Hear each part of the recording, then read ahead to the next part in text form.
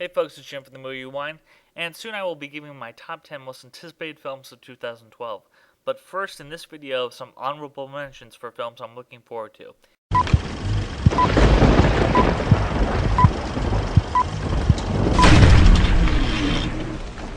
In no particular order, Gangster Squad, which is a chronicle of the LAPD's fight to keep the East Coast mafia types out of Los Angeles in the 1940s and 50s. It stars Ryan Gosling, Emma Stone, Josh Brolin, Nick Nolte, Giovanni Ribisi, and much more, including Sean Penn as the famous criminal Mickey Cohn. Also, the film is an interesting departure, to say the least, for director Ruben Fleischer, whose previous films were Zombieland and 30 Minutes or Less. Next up is the film World War Z. With the success of shows like The Walking Dead and the anticipation for this film building, vampires and werewolves are finding their competition in zombies. The film follows a UN representative, played by Brad Pitt, writing a report on the Great Zombie War, interviewing survivors in the wake of World War Z. It took some time to get this film off the ground, but the word of mouth is strong, hopefully setting this film apart from the other zombie films.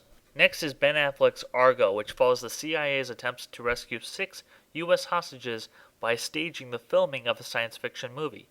Affleck's last 2 films, Gone Baby Gone and The Town, at their worst, were entertaining, well-crafted, and well-acted, so let's just say I'm definitely interested in seeing this movie. My only question is, given the premise, will Argo feature dark comedic moments?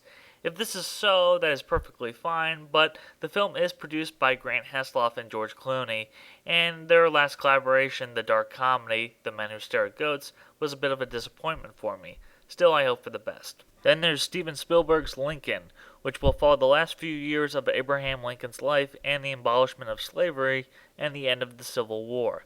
Spielberg is one of the greatest filmmakers ever. This is a fact. So even if he has made a few disappointments, I still find myself at least interested to see what his next film is. And even if he wasn't enough to get me interested, the film stars Daniel Day-Lewis as Lincoln. There is no better actor alive. This is another fact. Next up is The Place Beyond the Pines. The Place Beyond the Pines is the multi-generational story of a motorcycle stunt rider, played by Ryan Gosling, who considers committing a crime in order to provide for his newborn child, an act that puts him on a collision course with a cop-turned-politician, played by Bradley Cooper. This film reunites actor Ryan Gosling with director Derek Cianfrance, if I'm saying that right, of the film Blue Valentine, one of the toughest movies of the last few years. I'm crossing my fingers for something special here. Next up is Alfonso Cuarón's Gravity, which follows 2 remaining astronauts after most of their space station is destroyed, and the 2 try to fight for survival and return home. The film stars George Clooney and Sandra Bullock, but most importantly, it's director Alfonso Cuarón's first film since the groundbreaking film Children of Men 6 years ago. Next is The Wettest County, which tells the story of 3 brothers finding their bootlegging business under threat in Prohibition-era Franklin County in Virginia.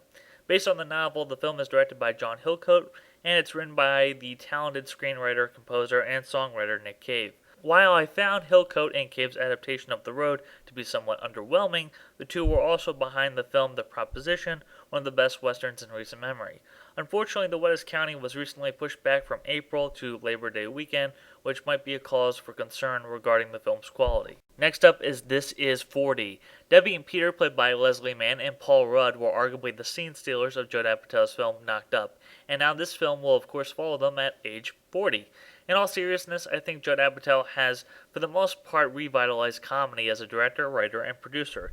He's made some missteps along the way, like the ambitious but uneven film Funny People, but I'm hoping he can bring his A-game to this comedic spin-off.